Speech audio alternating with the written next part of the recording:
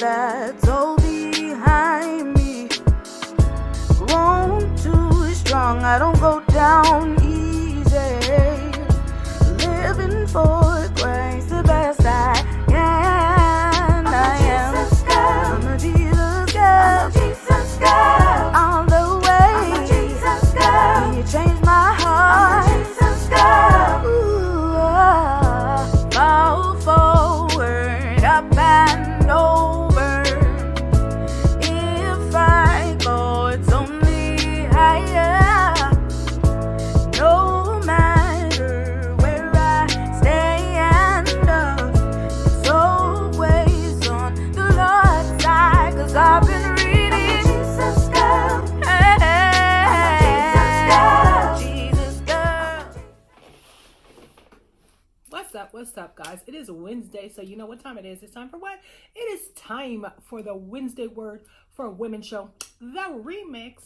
I hope thus far your day has been flipping along fantabulously. You woke up like, yeah, I'm about to go get it, do my thing, bust my move this day. If perhaps you are having trouble with that because you're thinking about, oh my gosh, that job, the kids, the boo, the husband, the wifey, whatever, I just don't wanna, you know, you can flip through the Rolodex of your mind, grab a hold of something to be grateful and thankful for. And what will that do? That will shift your mood, because we don't have to let nobody kill our vibe or steal our joy on no day of the week. Our attitude, responses, and reactions are our responsibility, and we get to dictate to everyone and even ourselves how we are going to do what we do.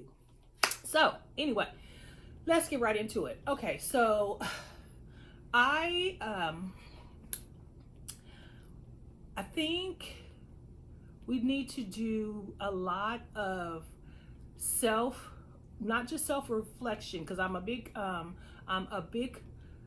believer in you must reflect. You must think about what you're doing. You must evaluate and count the cost and the pros and the cons. And is this good? And every good thing is not a good idea. I mean, is it fruitful? Is it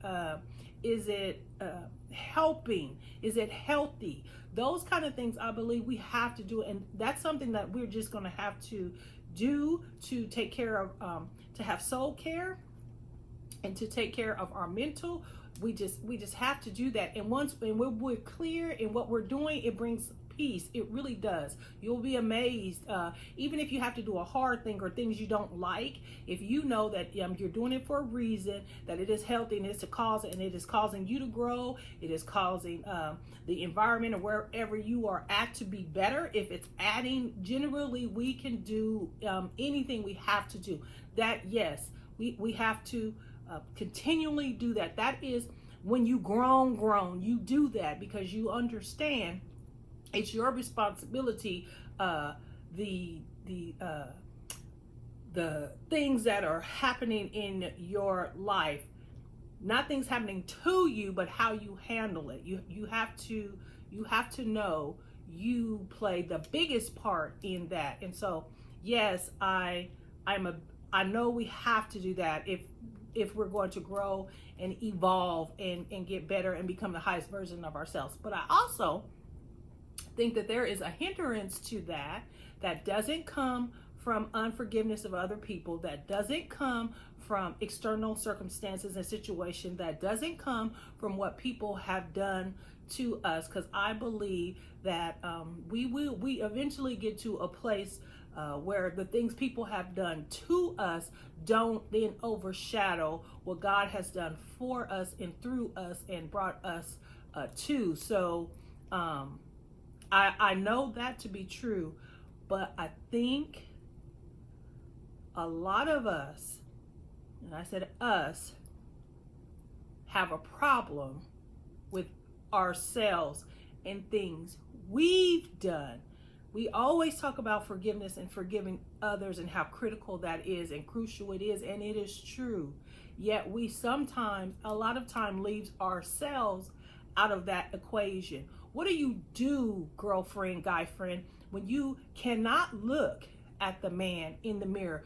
What do you do when you're the one that you can't forgive? What do you do when you're the one, not Tom, Dick, and Harry or Sally Sue, disrespected yourself, belittled yourself, played yourself? What do you do when you are the one that has done the unthinkable, hurt those you love, made big mistakes, and it affected the people you care the most about? What do you do when you can't, as Michael Jackson say, start with the man in the mirror? I know this is true for some folks. I don't know who I'm talking to, but I know I'm talking to somebody. Have you ever had trouble looking in that man in the mirror? I mean, you look at angles and shapes and particular places you zone in, but you don't look at the man in the mirror.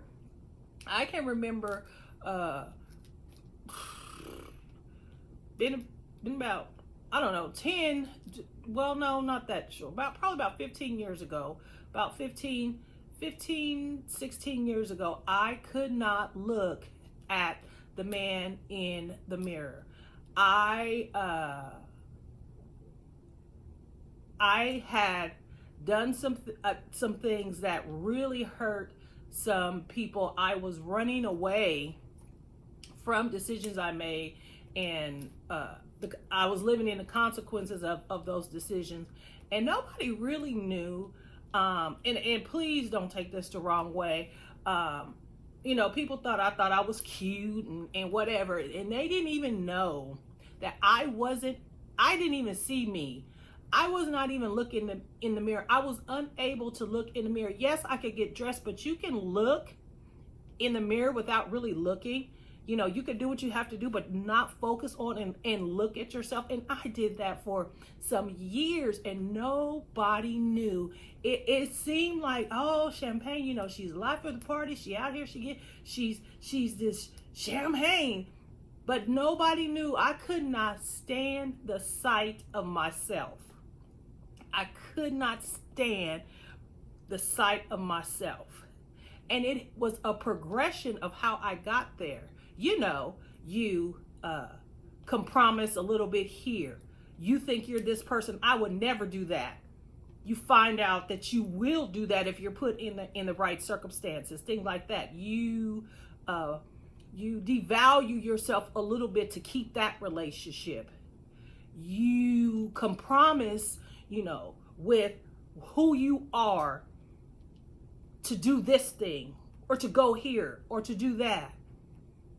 And it chips away and it chips away. And this is not, and you willingly do this because you think somehow the brass ring is with this person or with that thing or doing this thing. So you think, okay, I'm just going to do these acts that belittle and devalue me, but it is going to get me to there.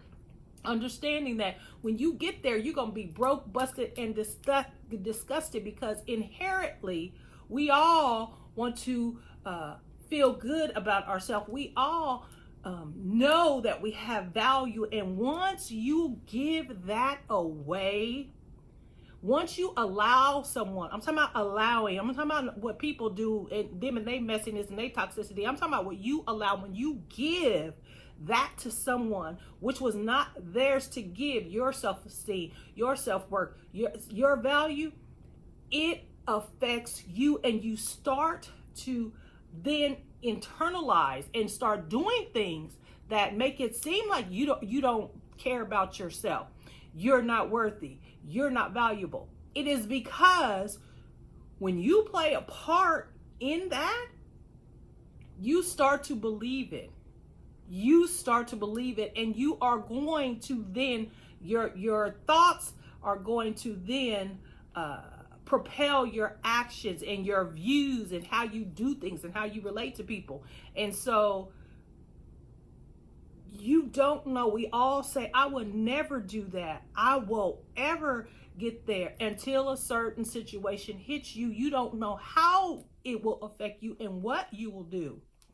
So I just wanted to pop on quickly today and say, if that is you, if you are having problems looking at the man, the woman in the mirror, if you know you out here, it seems everything is good, life's great, LG, people look at you and like, man, that's a cool dude, or dang, that's a bad chick, she's a boss.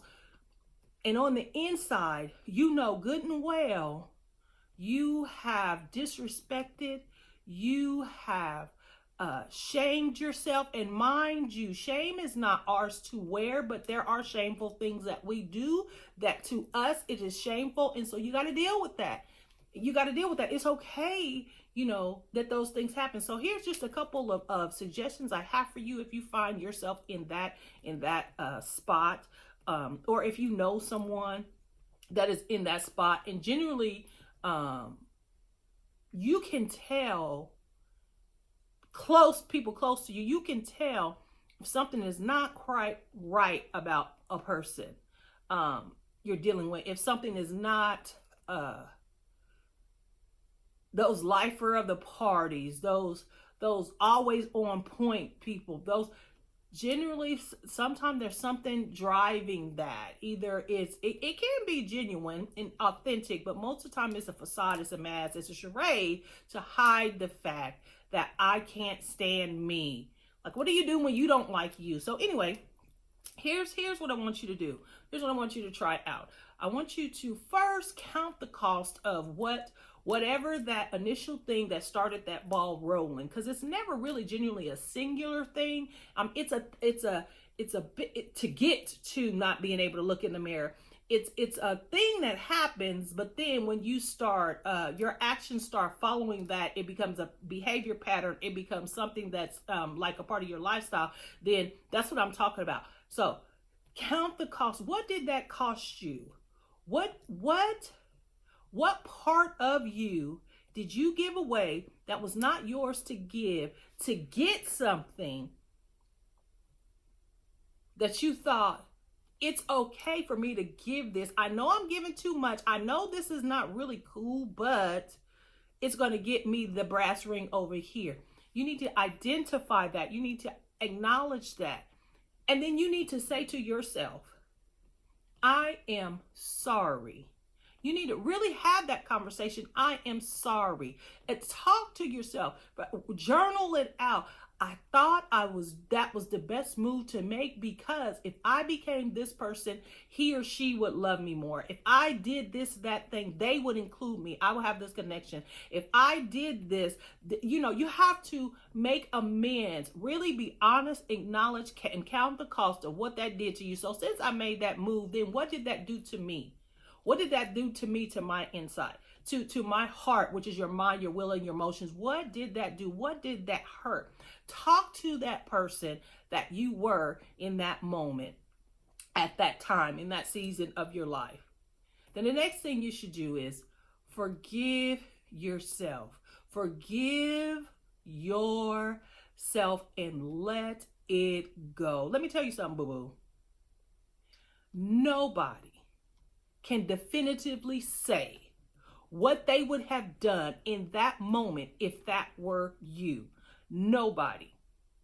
You cannot hold yourself to a higher standard than even God. You can't. You will never measure up and meet that. Everybody has the capacity to do anything.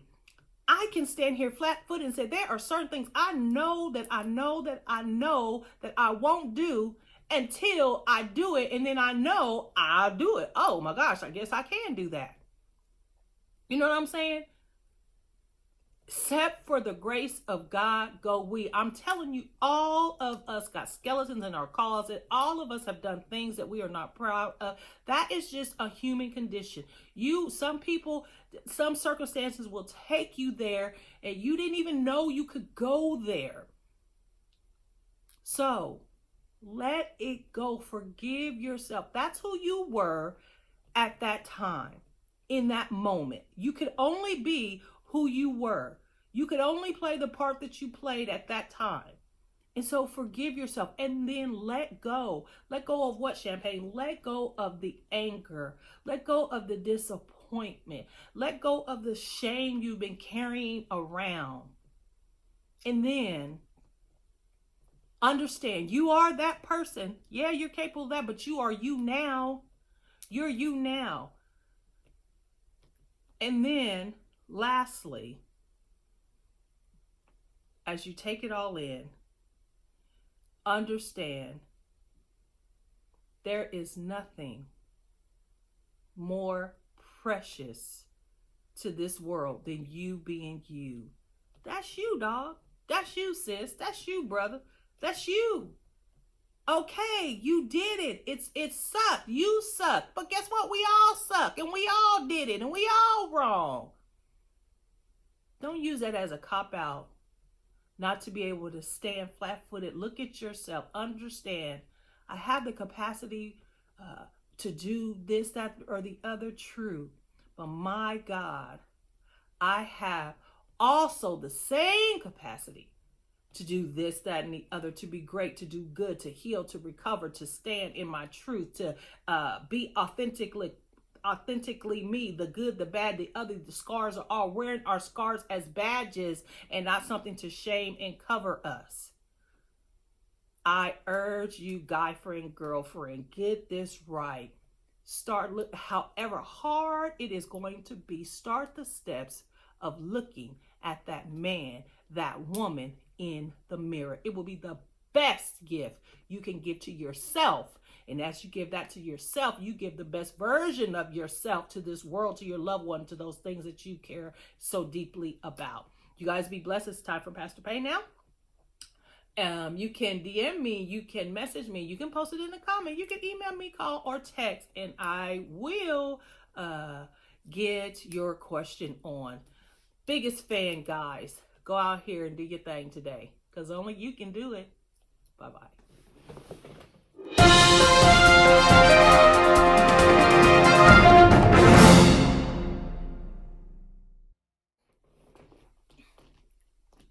The Ask Pastor Payne question today. I want to ask a question. Are you truly happy? Do you have joy? I'm not talking, are you? How are you doing really?